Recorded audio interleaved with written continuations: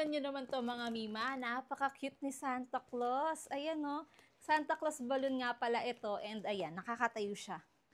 Perfect i-display sa loob ng bahay nyo sa tabi ng Christmas tree. Ayan, pwede din sa pintuan, sa sala, or kahit saan mo man siya gustong itayo or ilagay. For sure na magugustuhan to ng mga anak nyo pag nakita nila itong si Santa Claus. Meron ding nutcrackers, snowman, and Christmas tree na balloon. So ganito pala siya dumating mga mima. Ikaw mismo ang maglolobo and wala siyang kasamang inflator. Yung gamit namin is sarili naming inflator yon. And after ilang minutes, eto, nakalobo na siya. Pwede ko siyang ilagay dito. O kaya dito. O kaya naman dito.